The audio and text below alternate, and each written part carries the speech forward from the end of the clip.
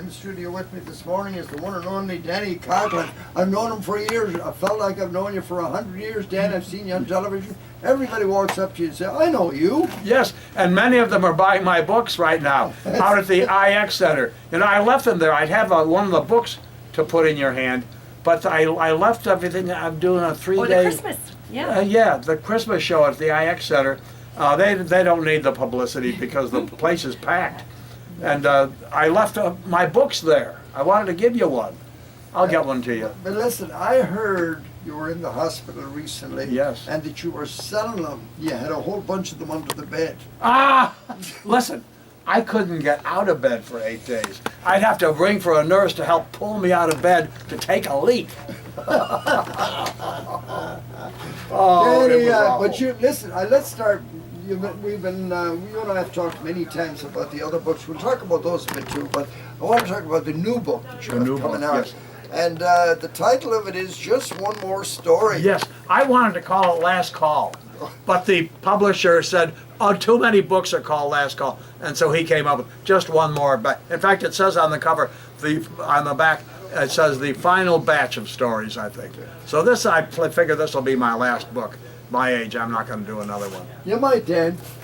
You might. Well, you're right. We've got to leave that possibility open. But you said a last batch of stories about the most unusual, eccentric, and outlandish people I've known in 5 decades as a sports I've got to journalist. think about an excuse to get you in one of my books. There. In I fact, don't- my Danny, next batch. You and I didn't hang around together when I did the outlandish stuff. Oh. But you've been known. Everyone knows you, and anything you did outlandish, everybody knew about it. Did you ever notice that, though? Did you ever worry about that when you'd be on television?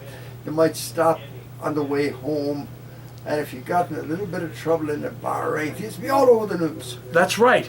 And now also, people are making up stuff, you know, about what we did. So I run into people and they'll say, "Do you remember what?" And he's talking 40 years ago, 50 years ago. Well, no, I don't remember. And I know he's making it up. So these things I know one of your favorite characters also had been Junior O'Malley. Oh, Junior. Yeah, you have a lot of stories about him. Tell our listeners that don't know about Junior, and younger generation probably don't. Right. Just tell us a bit about it. Well, Junior, I've got a big piece on him in my first book, Crazy with the Papers to Prove It. If you want to order any of these on Amazon, I'm sure they're available. Anyway, Junior was a racetrack degenerate. I want to interrupt you for just a second. I just saw through the window, coming in is your old friend, Mike Killeen.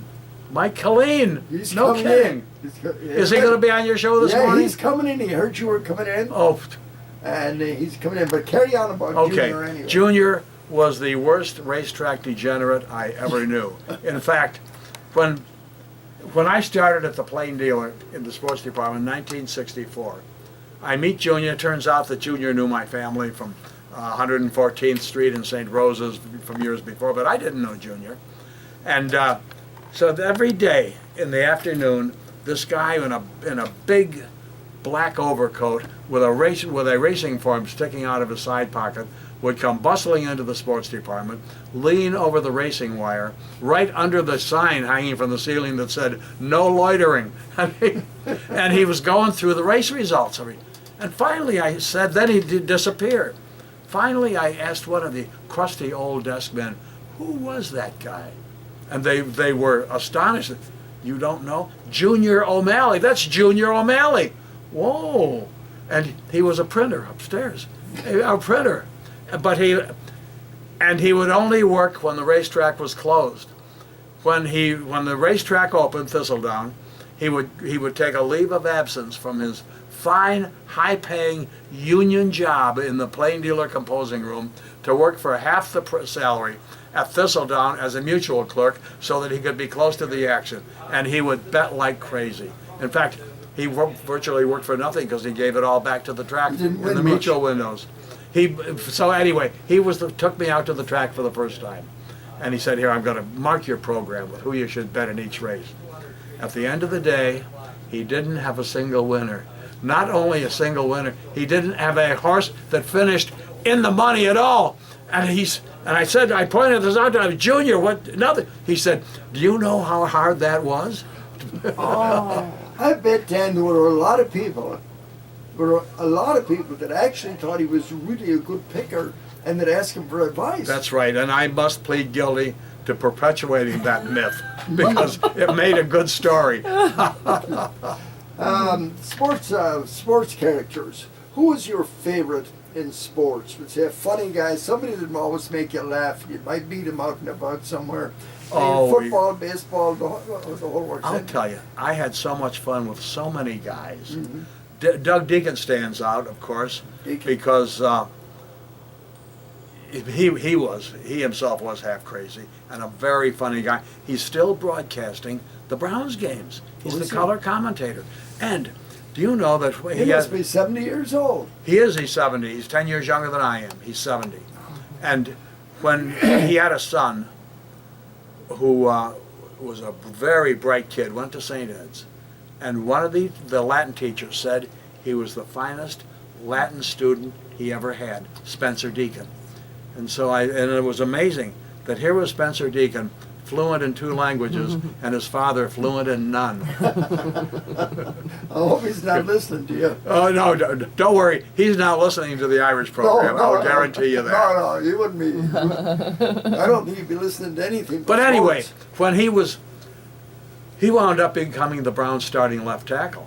He was a rookie, halfway through his rookie season. He was, in fact, a pass-catching tight end from Illinois. He winds up becoming a starting tackle with the Browns because Dick Shafrath, suddenly his legs went up. He lost it. Middle of Shaft's final season, his legs were shot. And they were shot because he accepted a challenge from George Lamb, a Chevy dealer down in Worcester, Ohio, to run. Dick had become the only lineman we ever knew who took up long-distance running. And so George Lamb said to Shafrath, if you run from Cleveland Stadium to your high school stadium in Worcester, Ohio, as a promotion for George Lamb Chevrolet, he said, I'll give you the use of a Chevrolet for a year. Today, these guys make so much money, they can buy a dealership. So anyway, but he did it, and his legs never recovered from that 18-hour run. And so suddenly here was Deacon's the starting left tackle. So it wasn't the football that did it? No, it wasn't. It was that run from Cleveland Stadium to Worcester. When he got there, they had an ambulance waiting for him. They plugged him full of IVs. And anyway, camp opened in 2 months and he wasn't ready. Anyway, so I had to do a story on Doug Deacon. We didn't even know him. And the new starting left tackle, that was big news back then because the Browns had only 3 starting left tackles prior to that. Jim Daniel in 1946 for 1 year, and then it was Lou Groza for over a dozen years. Then it was Dick Shafrath. And now Doug Deacon, this unknown guy stepping in to fill big shoes. And so I met him in the locker room, about 8 o'clock the next morning when I said, Doug, I got to do your life story. And there he was sitting on a little stool in front of his locker, smoking a cigarette and chewing a little dip in his mouth, spitting into a styrofoam cup. And I did the first story on him. He grew up on a farm in central Illinois, he said. He said he had 2 brothers, and he didn't mention that his parents owned most of the farmland in central Illinois. They owned silos and everything. Doug was rich, but he didn't mention that to us. Yeah, okay. And then he, halfway through the story, I write about the next morning, and about the 6th paragraph I said, Doug, an only child. In the 1st paragraph I said, 1 of 3 children, 3 sons. How the hell did that happen? I don't know. Well, no, I do know. Because the phones were always ringing, like at your show here. How can you keep your mind on everything? The phone is always ringing, always ringing. That's how it was when we were trying to write a story in the Plain Dealer Sports Department back then. So we'd lose our train of thought. The last development from this, he came up to me the next morning and said, you killed my brothers. I said, what? Had the paper under his arm. He said, look, I pointed that out. 1st paragraph, 2 brothers. 6th paragraph, only child. So that started it. A lot of practical joking with him. Dan, you have seen, now that you mentioned that, a huge change in the newspaper publishing and how it's done. What it was like then to the excitement of it, and they made movies about it, press rooms. Yes. What do you think of all I this? The loved big my- change. What do you think of the changes that have occurred? I know. Well, it's the The tech age. right. But there's It's something but, missing. but do you know that I don't think any of my children actually take a daily newspaper.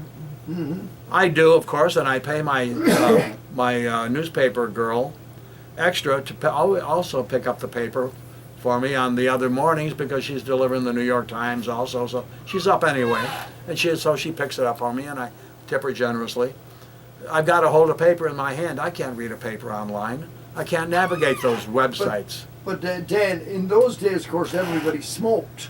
Yes. And there was smoke everywhere in the press Yes. room, right? Yes, there was. I wonder why it didn't burn down I sometimes. know it. You know, now I quit smoking about 15 years ago when I had my open heart surgery. They went to the hospital, they could do a triple bypass on me, and I asked for a smoking room.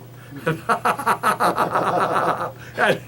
so anyway, funny thing, after they cut me open with a Black & Decker, I never needed a cigarette again after There you that. go. But I feel sorry for I didn't realize how bad we smelled back then. And the newsroom must have smelled terribly. Well, everybody smoked. They thought it was fine.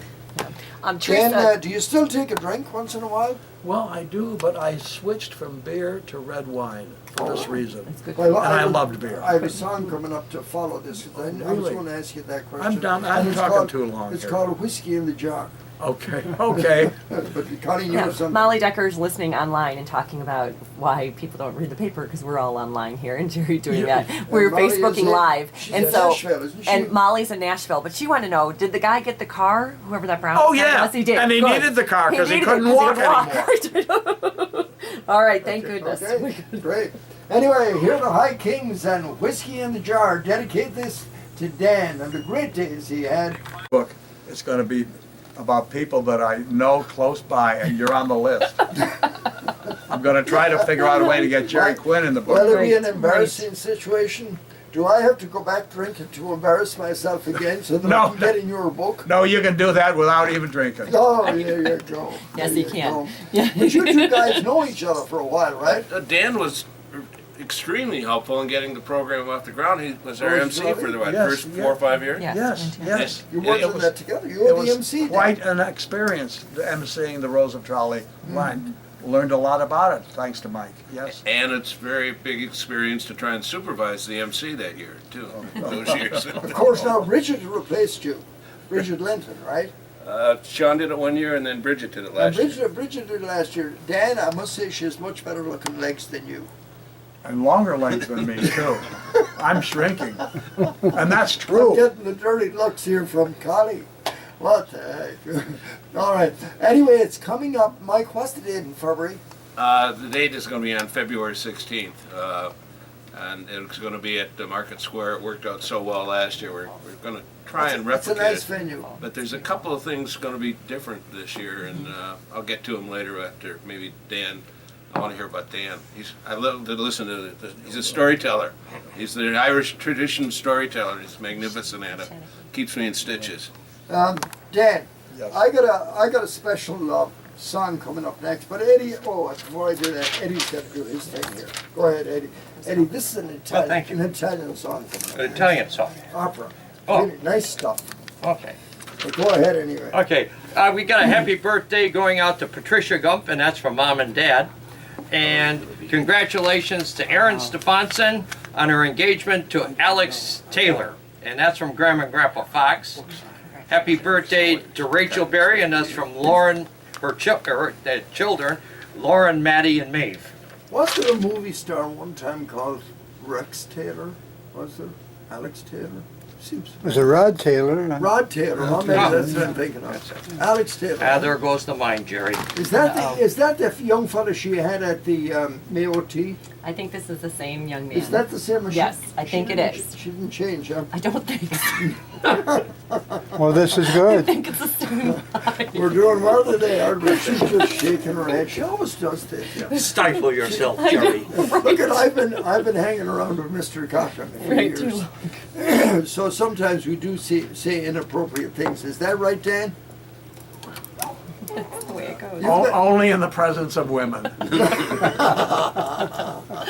We've been known to do that. JC, you had something to say? I do. Congratulations to Pete and Linda Hannon on the, I think, 10th grandchild Yes, has been new born. grandchild. Yeah, Niam, N-I-A-M-H, is that how you pronounce that? Name, Niam? it's a girl. Yeah, girl's name. And also, Name. shout out to Phil Sullivan, my brother-in-law, and also to Father Chuck over at the St. Augustine Tower. So have a good day, both of you. Let's go back here to Dan and Mike. Dan, I have an Italian song coming up next for some really nice friends that I recently met, but they're just wonderful people, both born in Italy. And it's Nella and Marcus and Laura. Wait till I get the name right. You know, I can't say anything but Murphy or Day or Coughlin. And Laura, both born and raised in Italy, and I see them in church every Saturday. So I told them, I told Nella I was going to play an Italian song for her this morning. But did you know any of Italian-American baseball players? Well, Or football players? Well, let's get close to home here, first of all. Terry Francone, Indians manager. Oh, that's right. Remember his father, Tito? Yeah. Yes. Fantastic. And he's a wonderful guy. He's always chewing, isn't he? He never Oh, stops to yes. hold tobacco, and he's spitting Yes, all and over do you the know place. that he got, every time he is seen on television with a tobacco product in his mouth, he's fined like $250 No. by Major League Baseball. No. He says he gets a letter a week. Yes. Thank God he can afford it. Oh yeah, Yes. he can well afford it. Yes. Right. That's really. He says he can't, but he says he only chews, and he mixes it with bubble gum, trying to disguise it, but Yeah. he says he only does that during the baseball season. When the baseball season ends, he doesn't need it.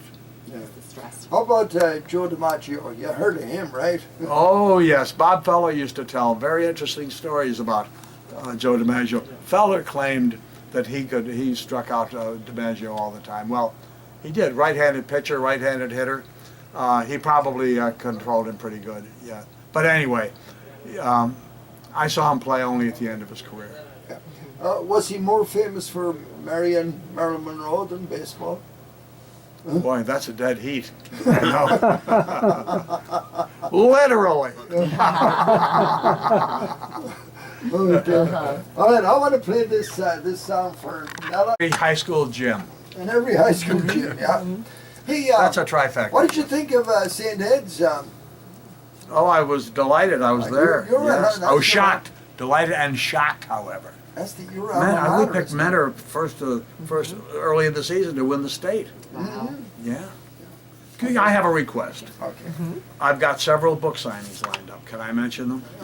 Mention all of them, Dan. Okay. Relax. Sit back. Okay.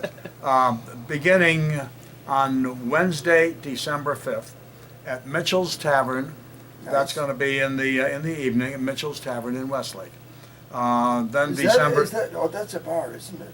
Why, Of course. it happens to be. It's a restaurant On that serves. December 6th, I'm in Euclid. I'm at the Trade Winds Bar on East 200th Street. Jack Murphy's Trade Yes, Winds. that's at 7 to 9 at the Trade Winds. Saturday, December 8th, I'm at Gunzelman's in Fairview Park, Kevin- 1 to 4. It's a Saturday Kevin afternoon. McDonough. Yes,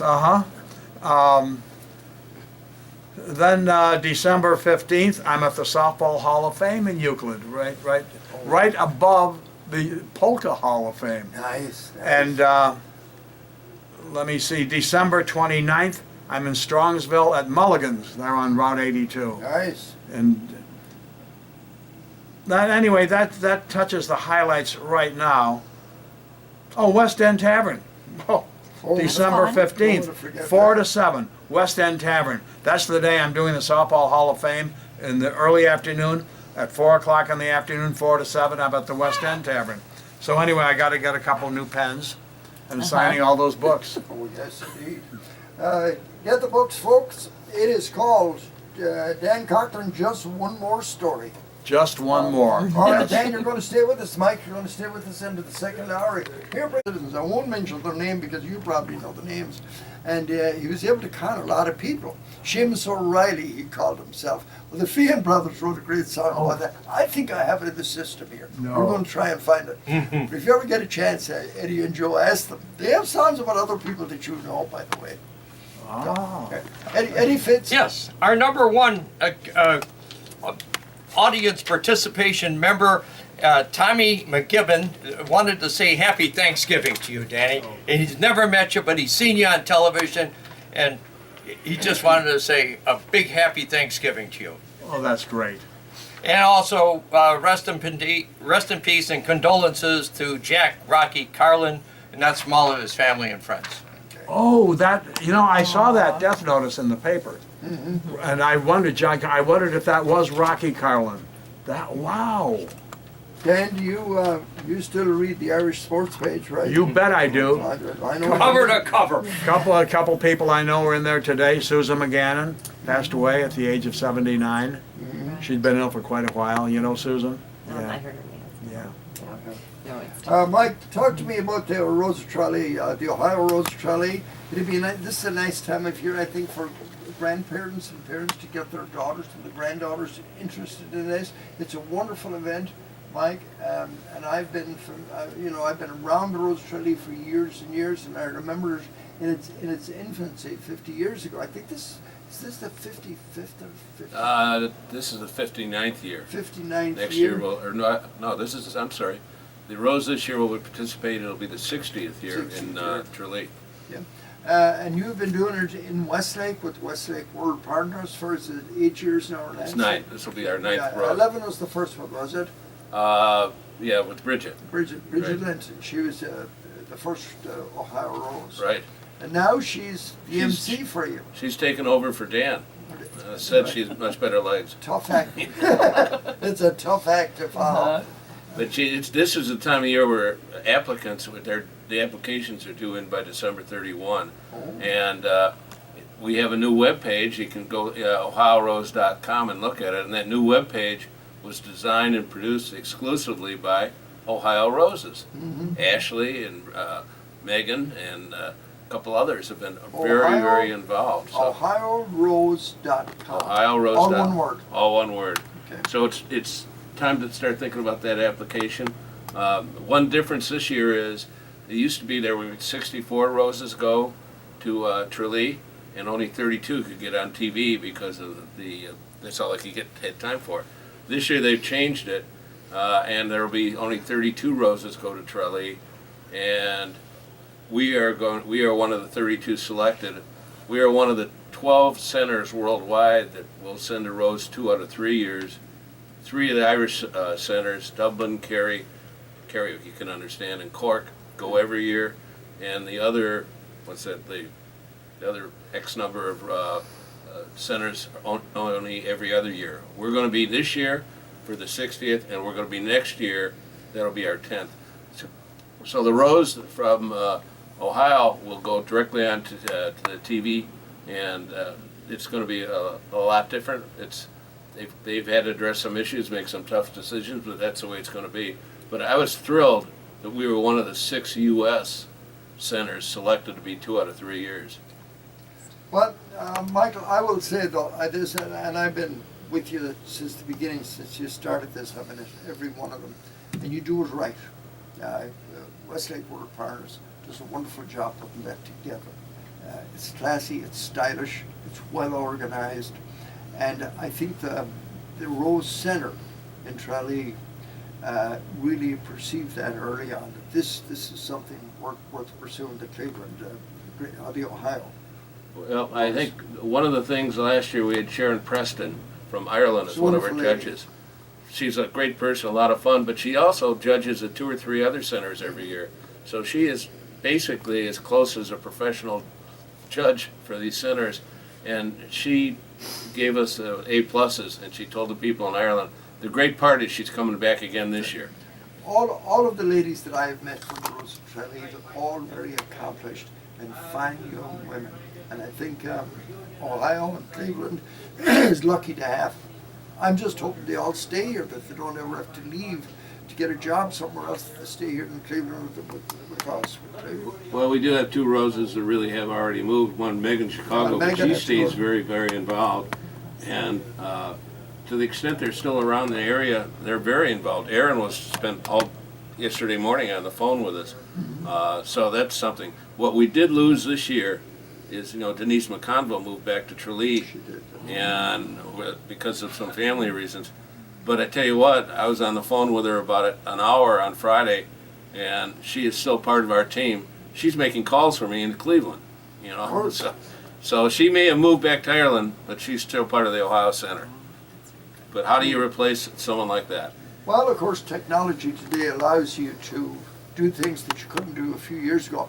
I was often thinking about this. Dan, I want your opinion on this. I think it'd be a good idea to decentralize our entire government. Take all these agencies in Washington and spread them out all over the country to the different cities. You don't have to fly on airplanes every week to Washington. Look at the taxpayer money we could save by not having these congressmen and senators flying back and forth with their families in rooms and hotels. Let them stay in their own city, hook up on the computer. What do you think of that idea, Dan? Well, I'd love to see you implement that. That would be quite an adventure for you, Gerry. You better get started tomorrow. I think so, and I better live another 100 years. But by the way, we don't want to get into politics on the show, but I see that there's a pretty strong movement to reduce the size of Cleveland City Council. I'm not going to comment any more than that. I was listening to a debate on that I think it was on this radio station. Bob Franz was talking about it the other day, and it is coming in for some opposition, of course, from the council. Sure. Some of those guys, they might have to go to work and get a job. Ken Johnson, he uses his council as a personal ATM. We won't get into that. Like you said, we won't get into the politics here. We leave that to Bob Franz. He's on every Sunday, every day, right here, 9 o'clock to 11. If you've never listened to Bob, and of course the other one that's really good on this station is Tom Kelly that follows me. Did you ever listen to Tom? You should stay over. Years ago, I used to listen to him. Get on here with Tom. Back when he was good, I will. He's entertaining and he's controversial. I love the guy. He's wonderful. Follows me here at 12 o'clock every day, or every Sunday, I should say. Anyway, WHK, great station, 10 minutes past 11 o'clock. You can call Eddie at 216-901 about his new book, Just One More Story. And Dan, I know there's going to be more than one story. You have a lot of them. Oh, there's 31 stories in that book. By the way, you can get it on Amazon. It will soon be in all the bookstores, Barnes & Noble. Like it's going to be, the main shipment is coming in next week. And now it's going to go into all the bookstores. Do you think I should ask my church that I belong to, ask the pastor, Father Fortuna, if he put it in the church pews? So that instead of that, the prayer book, could we get your book in there? I know Father Fortuna. Yeah, great I've been idea. to many funerals and weddings there. He sings everything. Memorizes the gospel, Yes. sings And everything. he memorizes the gospel. Yes. He never looks at the book. Yes, Isn't that something? yes. That's right. But he might do it if you know him. He may do it for you, Dan. Then people can be reading at your mass. All right, back to the music. Yeah, yeah. Dan, anything else in the book? Is it strictly sports, or have you got a chapter in anything? Well, I have a chapter in my newest book. It's the one chapter that's outside of sports, and it's about our Rocky River judge, Donna Congenie Fitzsimmons. In a previous life, 30 years ago, she was a federal prosecutor. She was Italian, too. And yeah, but that's okay. Yes. Anyway, she prosecuted all the mobsters in Cleveland. She shut down the mafia. They put her in the Gangster Hall of Fame in Las Vegas because she put most of their other members in prison, and some died in prison. Oh yeah, she has wonderful stories about all these guys.